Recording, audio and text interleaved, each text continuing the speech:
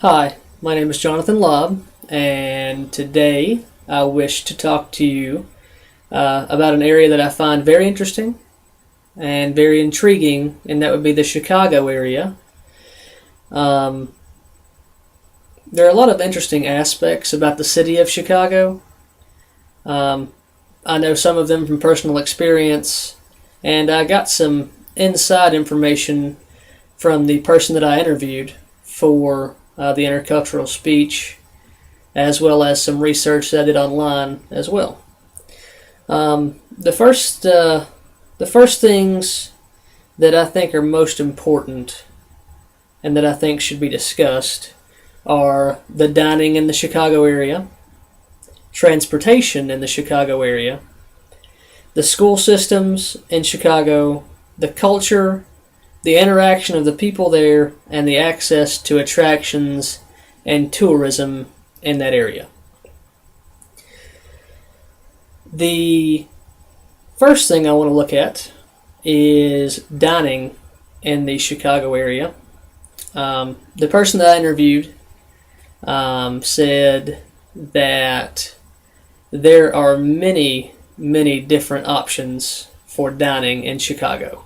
She said that the dining in Chicago was very diverse and that there was just about anything that you could want there to eat. She went on to say that on one street you have the upscale fancy restaurants, and then on other streets you have the ethnic areas for like Mexican food, Chinese food, Japanese, that kind of thing. And then you had streets that were just entirely full of fast food restaurants. She also noted that unique to that area is that they try to get you into the restaurant and back out of the restaurant as quickly as possible. I guess to try to keep everything going, which is a good thing. If you want to get your food fast and get out fast, it's a positive aspect. Getting to the dining areas would be another area that we should attack. Transportation in the Chicago area, you have options there as well.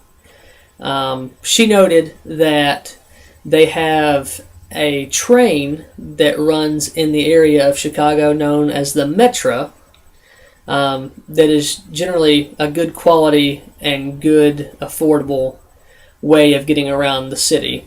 They also have buses for public transport, but she doesn't prefer to ride those buses.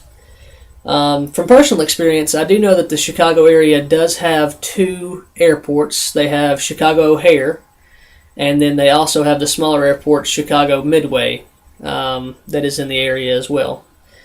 But she did say that driving in the Chicago area can sometimes be hectic. The congestion of larger cities is often difficult to navigate. She said the highways were really good, but the amount of congestion is not. And going on the website for the Chicago Transit Authority, they do have rates of transportation and schedules for both their trains and their buses online. And now that we've tackled the dining and transportation, another important area to look at if you want to look at moving there, not just visiting there, but moving there, is the school systems. She said from personal experience, she did public school there, and she said that it was a really good area, so the school was really well equipped and maintained. But she did say that there were areas where school systems were less adequate and had less equipment and less preparation, which is for most larger cities. It's the same. According to the Chicago Public Schools website, they do have 171 active public high schools in the Chicago area, which is a lot to keep up with and a lot of different options. So I'm sure you have a big variety of what is offered in the area. As important as dining and transportation, I believe that culture is also important. She actually referred to the city as being a great example of America and being a melting pot. It was a perfect example of that. The culture in Chicago, she said that you could find anybody there from just about anywhere. She said that there was a very large Hispanic population in Chicago, but that there were many different ethnic groups represented in the Chicago area, and that they tended to cluster together and stay in their own little areas like New York's Chinatown and Little Italy and things of that nature. Also important is the interaction that people have in Chicago. She said that normally the people that actually are from Chicago don't normally interact with people that they are not familiar with, which is the same for most areas. New York, they actually don't interact with anyone. Normally on the streets, they're just head down, get to the point, get doing what you're doing. But she did say that they will interact with one another if they know each other, but they do not interact with one another if they are unfamiliar with the person that is trying to interact with them.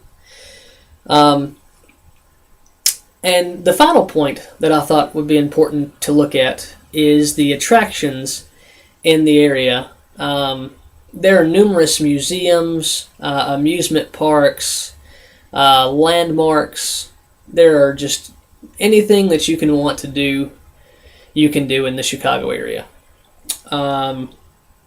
I discussed the tourist issue with her to see if it was something that people from the area that live there find detrimental to the city, or if they viewed it as a benefit.